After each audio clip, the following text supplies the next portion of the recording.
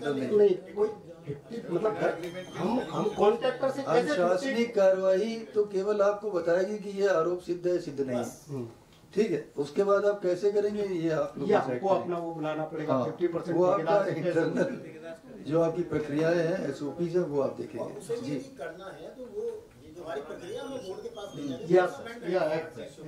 हाँ वो हमारे पास अभी कुछ है नहीं, इसलिए दिक्कत है। तो manual should be amended, it should be amended now, it is very old now. आज के डेट में जो इलेक्शन प्रोसेस के तहत अगर कोई अनियमितता होती है तो हाँ। इस मैनुअल को हम लागू कर सकते हैं। नहीं तो ये ऑब्सोलीट है उस हिसाब से, 84 का है ये, now it should be amended. नहीं नहीं, ये आपका पूरा जो है इसके बनाते समय डीसीयू पैटर्न ध्यान में था, अब उस पर काम होता नहीं है, तो वो आपका सर का मतलब था हाँ कि डीसीयू पे काम हो रहा है ना। हाँ पहले यही था ही, सारी सत्ता तो इश्यू के हिसाब से है। अब तो कल्चरली बदल गया, तो अब आपका बहुत अब कल्चरली बदल गया हमारा, तो अब तो कल्चरल के हिसाब कोई से बात नहीं। देखिए ऐसा है कि समय समय पर चीजें ऑब्सोलीट हो जाती हैं, पॉलिसी ऑब्सोलीट हो जाती है, निर्णय ऑब्सोलीट हो जाते हैं, तो आप नए निर्णय लेते हैं, नई पॉलिसी बनाते हैं। I think that now the time has come to amend this work manual और रीराइट दिस मैनुअल, है ना। तो अच्छा अब आगे चलते हैं क्योंकि समय बड़ी तेजी से भाग रहा है, तो अब थोड़ा आगे बढ़ते हैं। सतर्कता विभाग की खुली या गोपनीय जांच, ये मैंने पहले भी कहा था, सतर्कता विभाग की जांच प्रारंभिक जांच है। इसके परिणाम आने पर पुनः वैभागिक स्तर पर प्राथमिक जांच नहीं की जानी चाहिए, क्योंकि वो खुद ही अपने आप में प्रारंभिक जांच है। अगर आपके पास कोई रिकमेंडेशन आ गई सतर्कता विभाग की, तो इसका मतलब प्रारंभिक जांच हो गई, फिर नए सिरे से प्रारंभिक जांच नहीं करनी है, बल्कि सीधे औपचारिक जांच यदि आवश्यक हो, अगर उन्होंने रिकमेंड किया तो प्रारंभ की जानी चाहिए।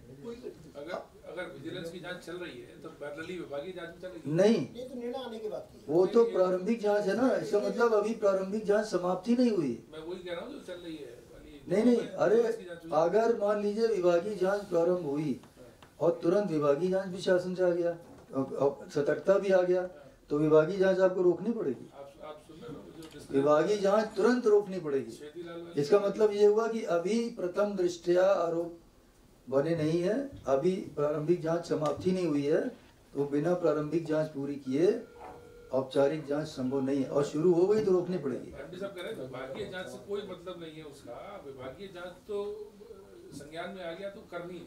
नहीं, हम आपको जीओ कॉपी दे देंगे, ठीक। आगे चलिए। आरोप पत्र में सतर्कता जांच का उल्लेख नहीं किया जाना चाहिए, हाँ कर देंगे, कर। आगे चलिए नेक्स्ट। यदि मामला जांच हेतु प्रशासनाधिकरण सतर्कता अधिष्ठान, यही बात जो भी मैं कह रहा था, अपराध अनुसंधान विभाग को सौंप दिया गया हो, तो वैभागिक स्तर पर औपचारिक जांच नहीं की जानी चाहिए। अब सर ये थोड़ा कंफ्यूजन कंफ्यूजन तो क्लियर हो रहा है ना, क्लियर हो रहा है। कंफ्यूजन क्लियर हो रहा है। और यदि ये कंफ्यूजन है सर, ये डोंट्स है तो फिर इसका मतलब ये काम नहीं करना चाहिए। तो नहीं तो लिखा तो है, तो रोक देनी चाहिए सर, रोक देनी चाहिए। और जो डूज में है कि 2 पैरेलल इंक्वायरियां चल सकती हैं। अरे 2 पैरेलल इंक्वायरियां आपराधिक और अनुशासनिक था, ये कोई ये प्रारंभिक और औपचारिक नहीं है, वो न्यायिक जांच है, वो न्यायिक जांच और वो चल सकती है एक साथ। जैसे फूल सिंह का केस हमने आपको बताया, ये प्रारंभिक जांच की बात है। देखिए ऐसा है कि ये प्रशासनाधिकरण, सतर्कता, अपराध अनुसंधान, ये सब प्रारंभिक जांच हैं, 4-5 ठीक। अगर ये सौंप दी गई है तो वैभागिक स्तर पर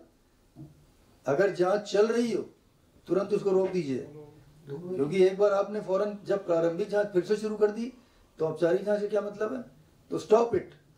देखिए जो मैं कह रहा हूँ ये जियो में लिखा है, ये जियो आपने ये जियो देखा हुआ है, सर, ये SIT भी है। ये 22 वाला जियो, उसी में ये लिखा है। कोई तथ्य